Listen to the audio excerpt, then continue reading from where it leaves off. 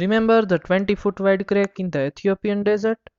Yes, that might be the turning of a new ocean.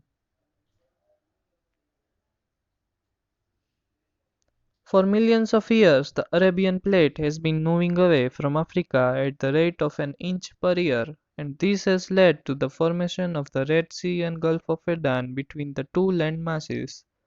Something similar is happening, unfolding the Africa once again.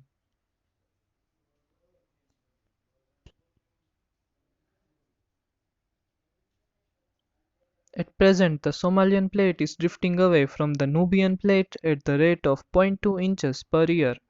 Geologists studying this case believe that after a few million years the African continent will split, leading to the formation of an ocean between the two new African masses. This isn't the only observation. The enormous crack that emerged amidst the desert in 2005 did not form gradually, while the constant movement of the tectonic plates were recorded much below the surface of Earth. A sudden pressure relief had led the formation of an enormous crack.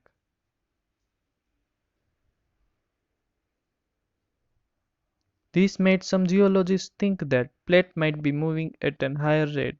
Therefore, it can have a balloon effect on the land mass, meaning the pressure will keep building until the land mass will be no longer able to withstand it.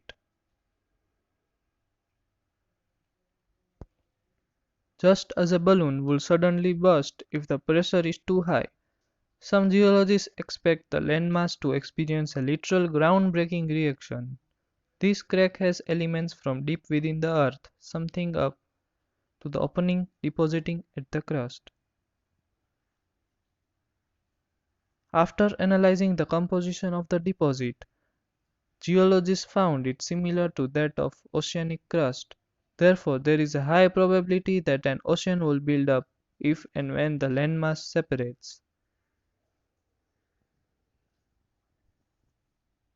The process has been started and it is giving the seismologists a lot of research upon it.